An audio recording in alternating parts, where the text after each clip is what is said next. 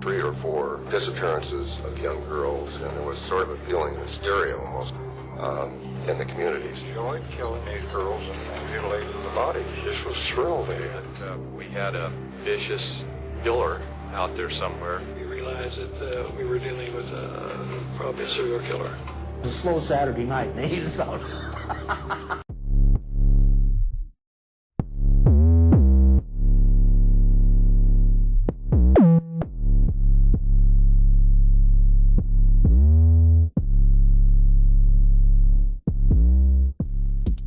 Jerome Jerry Brudos, a necrophiliac serial killer, who is known to have murdered no less than 4 women between 1968 and 1969. It was later discovered that the anger he felt was due to the physical and mental abuse he endured throughout his youth. Join me as we explore the life and crimes of Jerry Brudos. Welcome to Simply Told.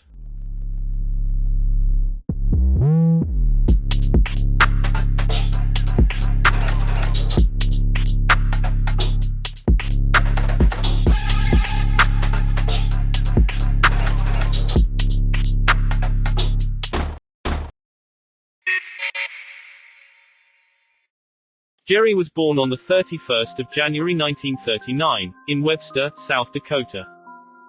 His mother already had a son at that time, was noticeably disappointed at his birth, as she was hoping he'd be born a girl. It's believed that was the reason behind her emotional and physical abuse towards him. In 1944, when Jerry was only 5 years old, he was seen playing with women's shoes in a junkyard. Fascinated with his find, he takes the shoes home. This shocked his mother, and she demands him to get rid of the shoes.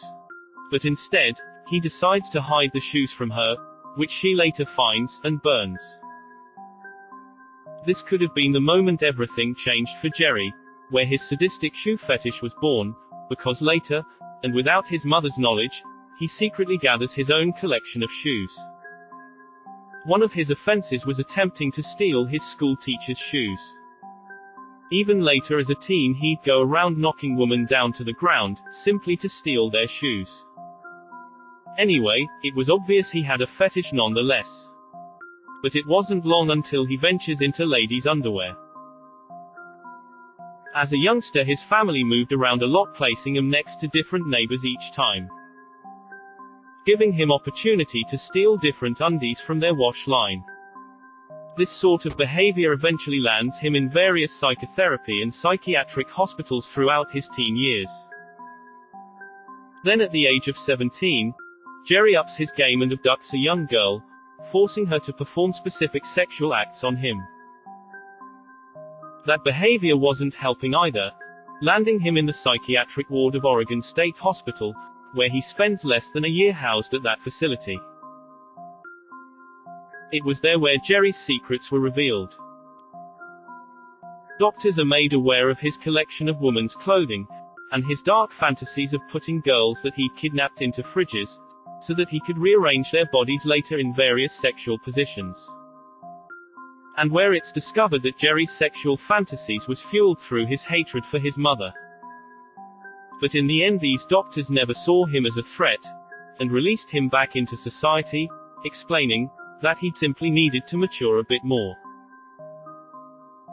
He somehow manages to graduate high school in 1957, later becoming an electrician. He then meets 17-year-old Darcy Metzler, who he later marries. The couple moves to Oregon, where they start a family. From the outside, the family seemed normal, with neighbors later stating they never even seen Jerry drink or smoke. But Jerry was still being Jerry. He would from time to time ask his wife to do the housework in the nude, wearing only high heels while he snapped some pics. Kinky, but the norm today. Jerry even went through a cross-dressing phase, using it as a form of disguise during his criminal activities, giving him the upper hand in escaping. He'd store his ill-gotten ladies' garments and dead bodies in the garage, allowing no one access, including his wife. Instead, he installs an intercom system in their home, so that she could communicate with him, during his moments of fantasy.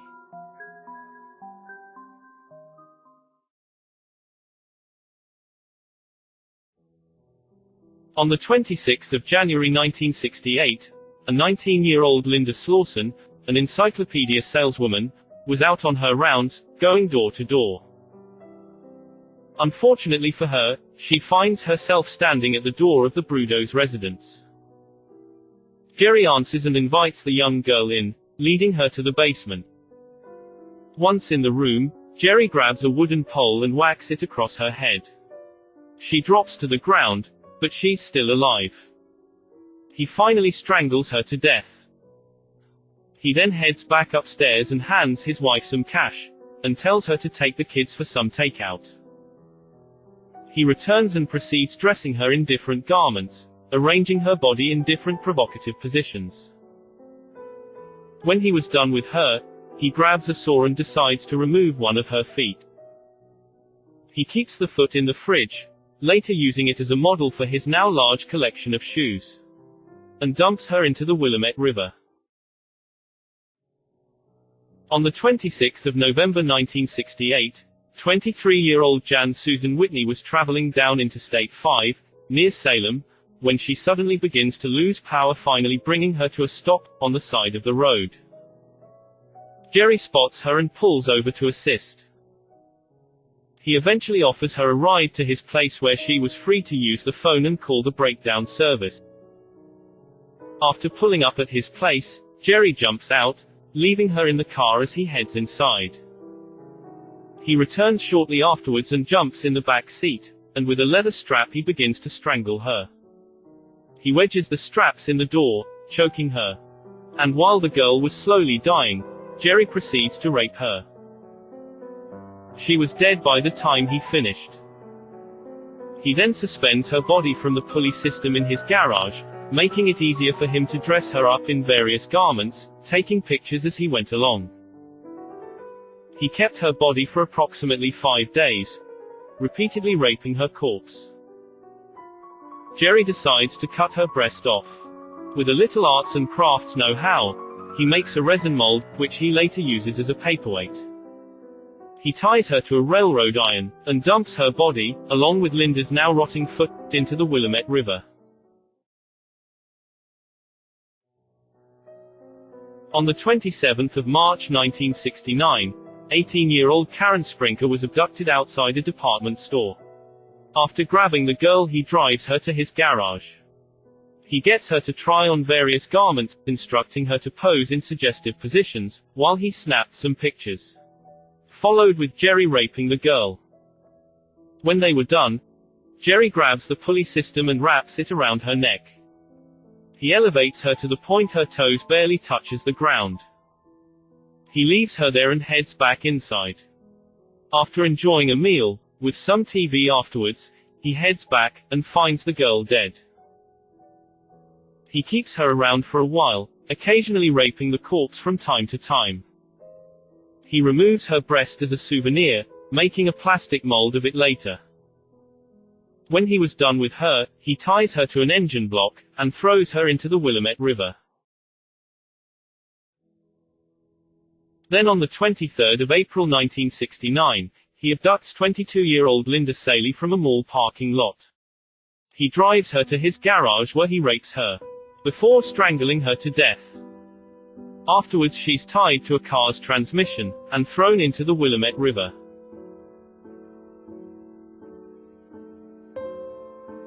Sometime during May 1969, fisherman discovers the remains of Karen and Linda in the Long Tom River.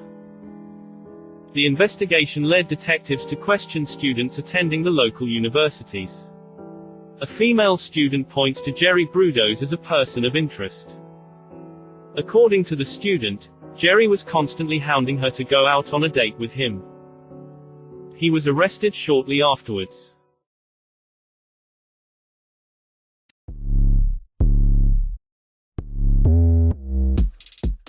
On the 28th of June 1969, Jerry was sentenced to serve 3 life terms behind bars, after he pleads guilty to 3 first-degree murders.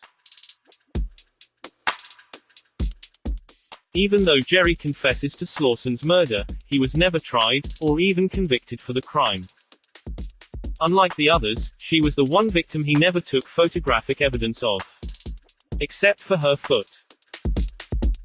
On the 28th of March 2006, Jerry dies in prison from liver cancer. He served a total of 37 years behind bars. The longest incarcerated inmate in the Oregon Department of Corrections. I've gone a lot of places and done a lot of things. I'm assuming that I never hurt anybody because I never got any complaints from anybody.